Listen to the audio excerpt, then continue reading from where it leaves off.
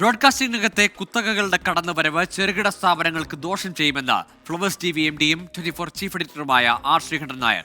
കൊച്ചിയിൽ Kerala cable TV operators association സംഘടിപ്പിച്ച mega cable ഫെസ്റ്റിന്റെ 22ാം പതിപ്പിൽ സംസാരിക്കുകയായിരുന്നു ആർ ശ്രീകണ്ഠൻ നായർ. ബ്രോഡ്കാസ്റ്റിംഗ് കമ്പനികളുടെ ലയനവും അനന്തരഫലവും എന്ന വിഷയത്തിൽ നടന്ന സെമിനാറിലായിരുന്നു പരാമർശം. സമീപനാളുകളിൽ ഇന്ത്യൻ ബ്രോഡ്കാസ്റ്റിംഗ് രംഗത്തെ മാറ്റങ്ങൾ ചെറുകിട കേബിൾ സ്ഥാപനങ്ങൾക്ക് വലിയ ആശങ്കയാണ് ഉണ്ടാക്കുന്നത്. കേബിൾ രംഗം നേരിടുന്ന വെല്ലുവിളികളെക്കുറിച്ച് സമഗ്ര ചർച്ചയായിരുന്നു കടവന്ത്ര രാജീവ് ഗാന്ധി ഇൻഡോർ സ്റ്റേഡിയത്തിലെ 22ാമത് മെഗാ കേബിൾ ഫെസ്റ്റിവലിൽ നടന്നത്. ചെറുകിട സ്ഥാപനങ്ങൾക്ക് വലിയ ദോഷമാണ്. ഈ ലയനം കൊണ്ട് ഏറ്റവും ഗുണമുണ്ടാകാൻ പോകുന്നത് ജിയോയ്ക്കും അതുപോലെ ഡിസ്നിക്കും തന്നെയായിരിക്കും എന്ന കാര്യത്തിൽ സംശയമില്ല. കാരണം വലിയ വലിയ സ്ഥാപനങ്ങൾ പടർന്ന് പന്തലിക്കുമ്പോൾ ഈ അരയാലിന്റെ കീഴിൽ നിൽക്കുന്ന ചെറിയ ചെറിയ മരങ്ങൾ പട്ടുപോകും എന്ന് പറഞ്ഞതുപോലെ പിടിച്ചു നിൽക്കാൻ വലിയ പാടായിരിക്കും.